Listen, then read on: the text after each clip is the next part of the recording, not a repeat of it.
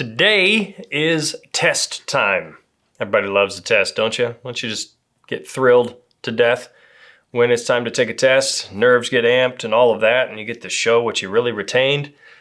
So let's take a test.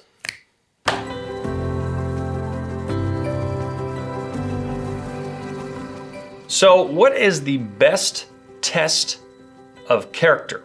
Like if you want to know if you should go in business with somebody or if you should marry somebody or even date them, how do you, suss out, how do you sort out if this person is trustworthy? What have they done? What have you seen? Because it's so easy to get us twisted up. It's so easy to see what people put forward and to be deceived by that, to be tricked by that, and to think that someone is something totally different than they really are. In Luke chapter 16, we have a really interesting little spot here. And by the time we come to verse 10, Jesus shares this. He says, "He who is faithful in a very little thing is faithful also in much. And he who is unrighteous in a very little thing is unrighteous also in much." I don't know if you come by that kind of wisdom naturally. I think you can sort that out if you're wise enough. This is proverbial wisdom that's been known by many through the years, that if you want to know what somebody's like, you don't necessarily look at the big event. You figure out what they're doing day in and day out on the little stuff of life. And that shows you how faithful they are at the projects of life. So for example, there was a speech that was famous a while ago where a guy said, if you want to conquer the world, basically, make your bed. That has been making the rounds for a while. There are people that have paid attention to it, others that have tried to dismiss that kind of wisdom, but I think this is reinforcing that. The little stuff of life. Are you faithful in the smallest things? This isn't, are you faithful to go visit the dentist? This is, are you faithful to brush your teeth twice a day and floss? I mean, do you actually day in and day out do those things? If you want to know what somebody's really like, how do you sort that? Well, you look at the little stuff. Think about your own kids, if you have them. You look at their life and you can see where they're faithful and unfaithful. You see where they struggle. They got an attitude about little stuff. You ask them to do the dishes and they're, fussing. You talk to them about the way in which they mow the grass, and you tell them that it matters and all of that. But it does matter. It isn't just dad being picky about the project that he's put you on, the sweeping of the floor. If you want to see what somebody really is, look at the little stuff. That's so simple. But now take that inward. Look at your own life. Don't think of anybody else like I'm so prone to doing, like we're all so prone to doing, looking at the people around us. Look at your own life. That's a little scary if you're honest. If I'm looking at the test of character and the little things, people have different areas where they're going to do this. For example, instead of looking at a big event, instead of looking how people treat somebody who's famous, look how they treat somebody who doesn't matter. In modern vocabulary, modern way of thinking of this, you might think of like, if you're on social media, how do you interact with somebody who has 10 million followers, if they interact with you at all, versus somebody who has almost none? Do you treat them different? Another way that this has been said many times is look at how a man treats the waiter. I think Muhammad Ali, if I remember right, he talked about this. I want to know how you treat the waiter because that's how you would treat me if I wasn't famous. If I was the one bringing out the drinks and getting your order and all that, that's how you would treat me if you realized I was not a big deal. And that's a huge test of character. What do you like when no one is able to, there's no ability to manipulate the situation? What do you like with not just the waiter here, but think of another situation. What do you like when you're driving down the road? That's a situation where you're fairly anonymous.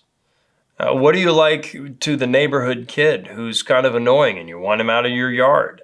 How do you treat him? Especially when his parents aren't around, of course. When you have the ability to mistreat like that. It's been said that if you want to know what someone's like, give them a mask. Then you'll really see what they are. When people are able to be anonymous, they can say and express what they really are. A congresswoman was just caught here not too long ago with a fake account. She had made for Twitter, and she was bombing on people that she really hated. She got caught doing that, and it exposed what she was really like. Now, her public persona, she wouldn't say that stuff, get her in trouble. But when she had the ability to be anonymous, now she's able to say the mean stuff she really wanted to say in the first place. That's the little stuff. How are you on your taxes? On the tipping of individuals that you know you don't really have to, or whatever. You know, the little things in life.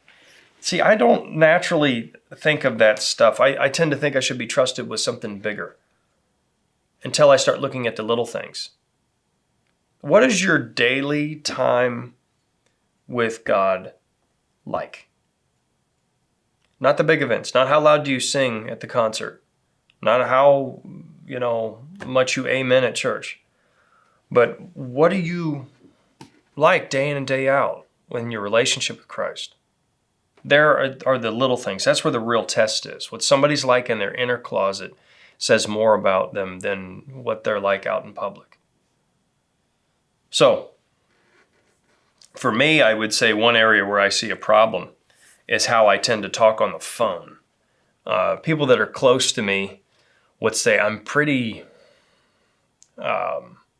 brief on the phone, to say it nicely. I don't tend to want to talk on the phone for very long. I would say either text me or let's talk in person. Talking on the phone, unless it's for, if it's going to be a long call, man, a lot of times I don't do well with that. And I have to look at that and let it hurt a little bit. So I'll change. See, because I want to be faithful in the little stuff. I want to be faithful in the phone call to my kid or to my wife or to whoever. I want to be faithful there, to treat them right in the little stuff, to love them in these areas that are so easy to overlook, because I think if I love them in the big moment, if I love them on Valentine's Day, great. Come on. It's way more important to express and to show sacrificial love day in and day out than it is to get flowers one day a year. I mean, a guy who's about to divorce his wife can run out and buy flowers, but come on, to really sacrifice for her day in and day out, that's a different thing. And it's really interesting here when you go back to verse 10. I know I've gotten away from it, but what he's talking about when he says, he who is faithful in a very little thing, the little thing that Jesus is talking about is money. And our whole world kind of revolves around money, acquiring and whatnot, and all this with money. So much of life is about money. And in Jesus' eyes, he sees this as a little thing. This isn't the most important stuff in life. It's a thing. It matters, but it's not on the top of the priorities. And man, how different is heaven's perspective from my own so often. Man. He who is faithful in a very little thing, money, is faithful also in much. Be faithful in little. I say this to my kids all the time, son, be faithful in the little stuff. Then you can be trusted with much. I want to give you freedom. And I feel like quite often this is exactly what the Lord wants to do with us. He wants to give us more. He wants to pour out more blessing. He wants to give us more. And I don't mean this in a health and wealth kind of prosperity thing or something like that. And I don't necessarily mean more money. But a lot of people will cry out how they want more of God, but then you start talking to them and you realize they're not faithful in the little things. Any version of Christianity that tries to say you can have this godly life but not really honor him and all the little stuff is missing so much of revealed scripture. Look at the Old Testament. Look at the law. Look at Proverbs. How often it talks about unjust scales being an abomination to God. These little things matter to him. And that's incredible. That's remarkable. The almighty, infinite God of heaven cares about the little things of my life. Things that even, my wife doesn't care about. Little stuff that seems so ground level that it goes underneath our radar. Man, I want to honor God even that littlest of stuff, or at least that needs to be the aspiration, to please him in the smallest of ways, that I might be a faithful steward. He says further in verse 11, therefore, if you have not been faithful in the use of unrighteous wealth, who will entrust you with true riches? He moves from the lesser to the greater. The little thing is money. The greater thing are the riches of heaven. Why would God entrust you with his wisdom, with his truth, with his blessing, when you haven't been faithful in a little thing like money? So if you're trying to cheat the government on taxes, if you're trying to cheat a relative or you're haggling over those kind of things, it would show you, look, you're making a claim to godliness that is not being backed up by your actions. Money's a little thing. It's a small thing. I want to be entrusted with the real stuff. I want to be above board with my money, with with how I spend money and all of that. I want to be faithful because I want to be entrusted with the real stuff. I want more of God, like Moses. Show me your glory. I want more.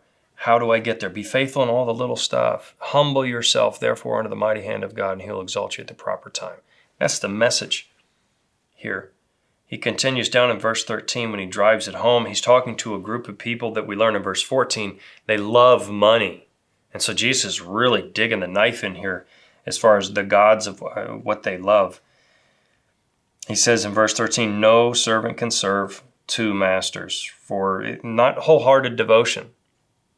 A wholehearted, full-on devotion to two masters is not possible. You can have masters as long as they don't actually command you, as long as they don't really demand your all. You can have more than one boss if they don't ask too much of you.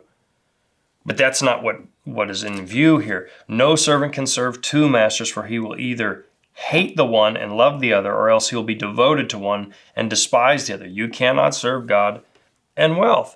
Let go of the money. It's a little thing, especially compared to knowing Christ and the riches of heaven. I need this renewal of my mind. I need this conforming of my thinking, because I get sucked into the world's way of viewing and doing, and it molds me into its fashion, worrying about retirement plans and all these other things and stocks and whatever else. And man, there's so many things that we get sucked into. May he grant us the grace to see through the nonsense and to see that money isn't the real issue. That's a little thing. Be faithful to Christ in that little thing. Thank you for joining me for this introspective kind of look at what it is that really matters most, the testing ground of our character. Thank you for joining me.